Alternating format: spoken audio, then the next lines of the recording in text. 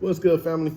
Back here, back out here, and want to do part 3 on the Joseph story. And so, what we went through the last part 1, part 2 on the story of Joseph, we talked about how Joseph was, he had a different life. He had a life, that was difficult. And so, in his life that was difficult, he was definitely betrayed. He was betrayed by his brothers. They was jealous of him.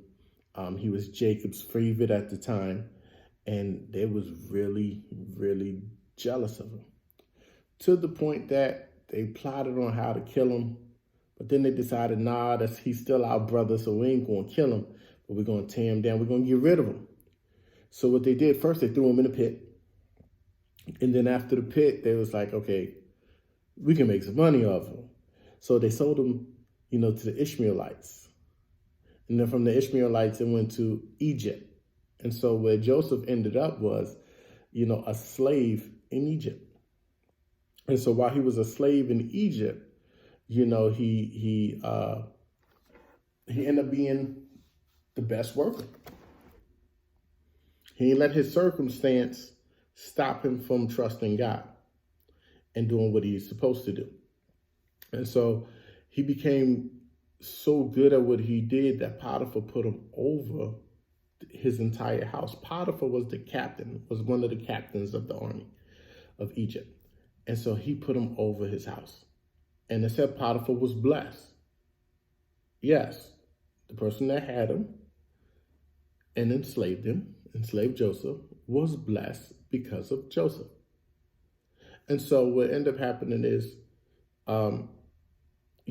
things just going well. Things just going blessed, as well as they can go when you're still a slave, but going well, going blessed. And then the wife wanted to sleep with Joseph and pursued him consistently. So when she pursued him consistently and he kept turning her down, and finally one of the aspects of what happened is she was able to grab his robe. When she was able to grab his robe, then she had evidence. And she went to Potiphar and she yelled out, that she was raped by Joseph. And so during that time, Potiphar got upset. When Potiphar got upset, he put him in jail. Joseph went to jail. And the Lord was still with Joseph, even though he was in jail. Check out part 1. And so Joseph still remained faithful while he was in prison. While he was in prison, the warden put him over people. Yes, the warden put him over other prisoners. And Joseph was a blessing in prison, but he's still in prison. And so Joseph interpreted another dream from one of the cellmates, and they went back to their position. So them going back to their position, Joseph told the cellmate before he left, hey, remember me. And so the cellmate didn't remember. He just didn't. It's like, you get out of the joint, and get out of prison and you just move on until Pharaoh had a dream. And then when Pharaoh had a dream, then he went and he asked his people first, but nobody can give an answer. Well, the Lord put it on Joseph. And so when Joseph interpreted the dream, Pharaoh made the decision, I'm going to put you over Egypt. Even though Joseph recommended, hey, find an officer, find other people, but Pharaoh was like, nah, we need you to carry this out, and put him over Egypt. And so now Joseph was only second to Pharaoh. Joseph was over all Egypt. And so Joseph had some kids. Pharaoh gave Joseph a wife. Joseph had a couple of kids. Check out part 2. We'll get into details about that. But now we're at a place where Joseph confronted and met with his brothers. Now, when they first, because famine was in the land. Let me be clear. Famine was in the land. And the famine even affected Israel. It affected the entire land. And here, Egypt was a superpower. Egypt was the greatest government on earth at that time. By, of course, worldly standards. And so Egypt was a superpower. Egypt being a superpower, and there was famine all over. Israel was affected by that famine. And so, they had to go get some food. And Joseph put them through different tests and all of that, to see where they at, And then so now, here's Joseph at this point, ready to reveal himself to his brothers. Because the brothers didn't even recognize who Joseph was. Who would? It's been years. It went from Joseph's childhood to manhood. They're not going to recognize who he is. Not only that, you also have the aspect that, Joseph was Hebrew. Nobody's thinking about a Hebrew being able to run Egypt. Nobody's thinking about that. And so here we are. We're going to start here. Genesis 45, verse 1.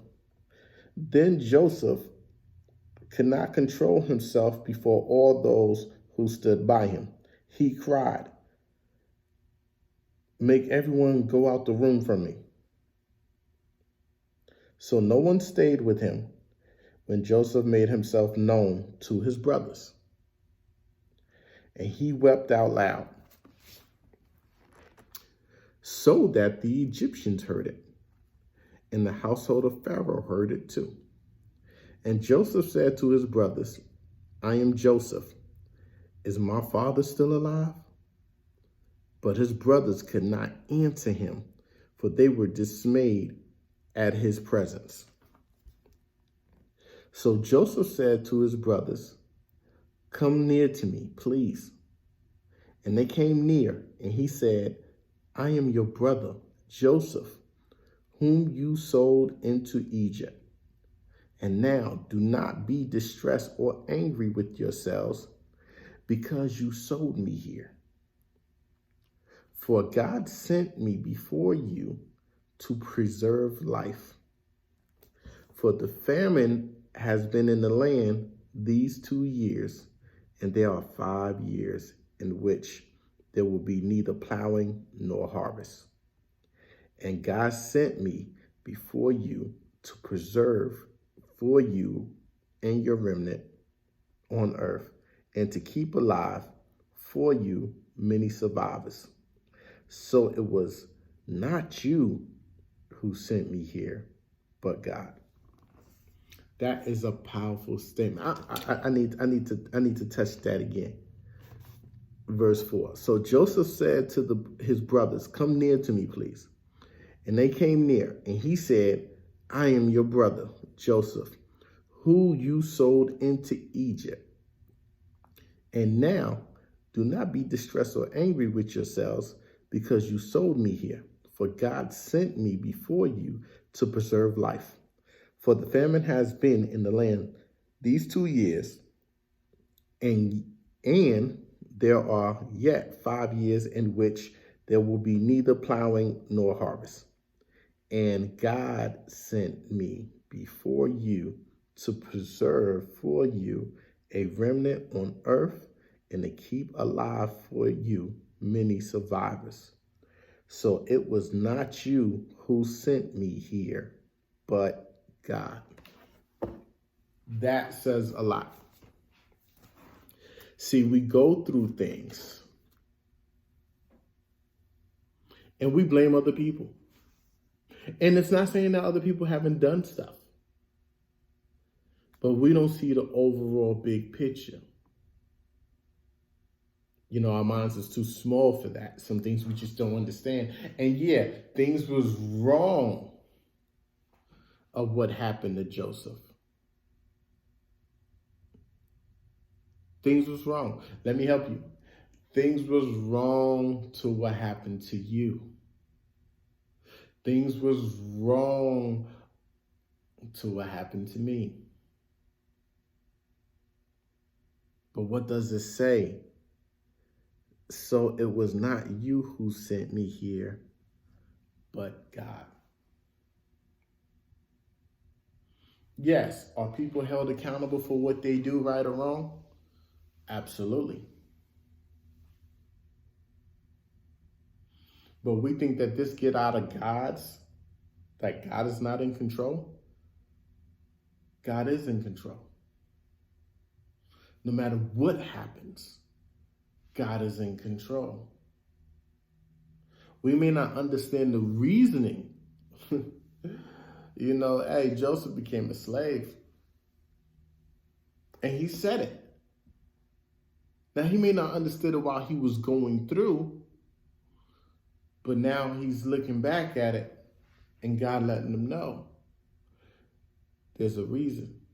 And it said what? To preserve life. That's the reasoning. To preserve life. Yes, you've been through some insane, some abuse, so many things, and it's like, God, why you allow me to go through this? It's to save many lives. I want to go to Genesis. I know that's a harsh word. I've been through some things. And so, here we are Genesis 50 at the end of Joseph's life. And his brothers was again worried because Joseph was about to die, that things is about to get hectic again, and that Joseph is about to, bring punishment on him. But this is what Joseph says. As for you, you meant evil against me, but God meant it for good, to bring it about that many people should be kept alive as they are today. Read that again. That's Genesis 50. He says 50 and 19. But Joseph said to them, do not fear, for I am in a place of God. As for you, you meant evil against me, but God meant it for good, to bring it about that many people should be kept alive. I've been through some things. Me and my family been through some things. But it wasn't, God didn't mean it for evil. Men may have meant it for evil. Whether it's lack of responsibility or, trying to prove a point or whatever the case may be. Men may have meant it for evil, but God mean it for good. And so I want to encourage you today, I understand you've been through some things. I understand it. Some things can't even get explained. But remain faithful and trust God. Because God is going to take the evil and spin it for good. But you remain faithful to him. No matter what the situation is, you remain faithful to him. And see, for that, we're dealing with spiritual stuff. What Satan meant for evil, God turned around and mean it for good. What people mean for evil, God will turn around and mean it for good. What does that mean? Trust him. You don't have to lash back. Let's read again. So it was not you who sent me here, but God. Honestly, that's the way that I look at my life now. I've been through some things. And I learn and continuing to learn, let me trust him. Because what men may mean for evil, God is going to turn it around for good. And I'm benefiting from some of that now, if I remain and trust him. You can benefit from that right now. You may not see yourself at that place, but I'm telling you, get to that place. Because as we went through in chapter one of this series, God was with him. God was with Joseph through the good times and the bad times. Through when he was at his father's house, God was with him. When he was at Potiphar's house, God was with him. And when he was in prison, it says the Lord was with him. God is with you. He wants us to remain in him and trust in him. Joseph did that. It doesn't matter what people have done, because now it turned over to men may mean it for bad, but God meant it for good. And then you affect many lives. See, we don't understand that. We affect many lives. Lives of people that we haven't even met yet. There's people that we haven't met yet, and we affect that. Joseph got to see many generations, not only of his kids, but even his brother's kids. And even Egypt, he got to see many generations of things that God meant for good, because if he wouldn't have got sold, the scripture says he wouldn't have saved lives. God meant it to save lives. And that was Joseph's role. One of the lives that he saved was Judah. And in saving Judah's life, you go down Judah, his brother, you go down Judah history line, here comes David. Wait, but if Judah would have got killed during famine, or Joseph got revenge on him, there wouldn't have been no David. Oh, wait, then let's go further. Go further to David. After David, you go through that birth line, Christ came.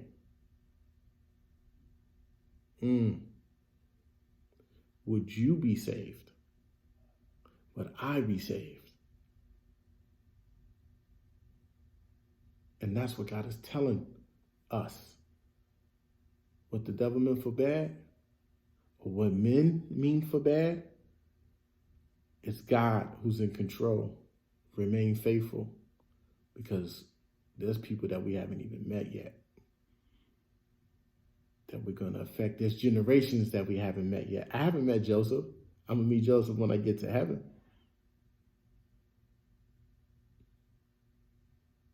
Because Christ came through that bloodline.